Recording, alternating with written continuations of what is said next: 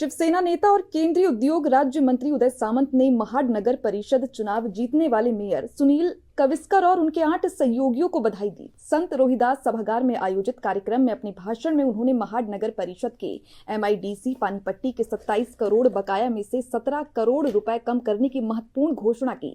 इस भाषण में उन्होंने नामदार गोगावले के करियर और काम करने के तरीकों की तारीफ करते हुए कहा कि भरत गोगावले के रुमाल का जादू पूरे महाराष्ट्र ने देखा। उन्होंने विरोधियों पर अनोखे अंदाज में हमला बोला। इसी तरह मैग्नीफाइंग ग्लास और टेलीस्कोप को लेकर विरोधियों की आलोचना पर भी उन्होंने टिप्पणी की। मंत्रिमंडळातील आमच्या सर्वांचे ज्येष्ठ सहकारी,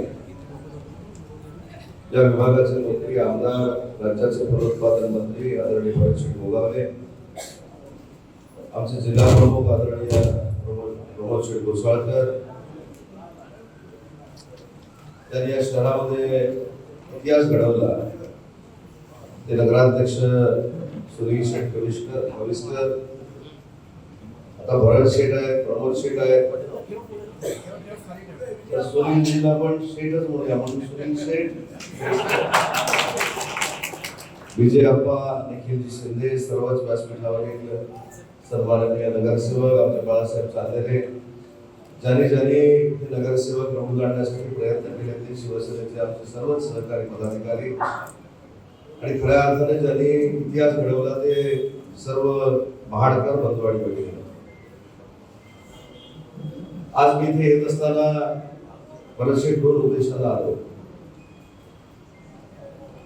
की निवडणुकीमध्ये संघर्षात्मक सत्ता कशी मिळवायची असते हे जर महाराष्ट्रामध्ये कोणाकडे शिकायचं असेल तर ते एकच नाव आहे, ते म्हणजे भरत गोगावले। आज आमचा विकासशील जरी व्यासपीठावर नसला तर महाराष्ट्रामध्ये सगळ्यात चांगल्या युवकांमध्ये जर काम करत असेल तर आमचे विकासशील गोगावले। ठीक आहे, मी देखील माझी नगरपालिका जिंकलो, आमच्याकडचा देखील स्ट्राईक रेट हा 99% राहिला। सिंधुदुर्गामध्ये देखील आम्ही चांगल्या पद्धतीने यश मिळवू शकलो, पण या सगळ्याच नगरपालिकांमध्ये जे लक्ष केंद्रित झालं होतं ते महाड नगरपालिकेवर लक्ष केंद्रित झालं होतं। कारण छत्रपती शिवाजी महाराजांची ही पावनभूमी आहे, भारतरत्न डॉक्टर बाबासाहेब आंबेडकरांच्या पदस्पर्शाने पावन झालेली भूमी आहे, आणि म्हणजे या महाडमध्ये नक्की कोणाची सत्ता येणार हे महाराष्ट्राचं सगळ्यांचं लक्ष लागलं होतं। आणि बाळासाहेब भरत शेट्टी दाखवून दिलं की इथं कोणी किती दादागिरी केली। भरत शेठचं नाव भरत शेठ आहे, पण काल पत्रकार परिषदेमध्ये सांगितलं की तो गरिबांचा शेठ आहे, या महाडमध्ये भरत शेठला स्वीकारलं जातं।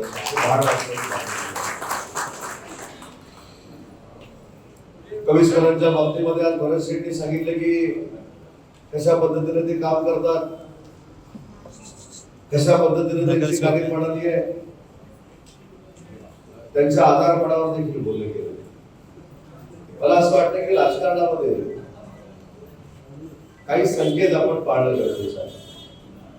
तुम्हाला आठवत असेल, माझी अनेक वेळा तुम्ही पत्रकार परिषद बघितली असेल, काल देखील बाळासाहेब भवनमधली माझी पत्रकार परिषद मित्र आहे ढकलू नको। मी महाराष्ट्रातल्या माझ्या सहकारी नेते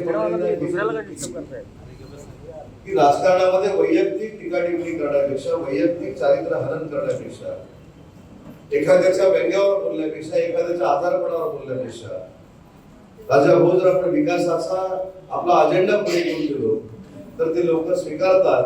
हे रत्नागिरीने देखील दाखवलं, सिंधुदुर्गाने देखील दाखवलं आणि रायगड जिल्ह्याने देखील दाखवलं। शेवटी राजकारण हा भरत शेठचा, उदय सामंतचा, सुनीलजींचा काही धंदा नाही किंवा उद्योग नाही।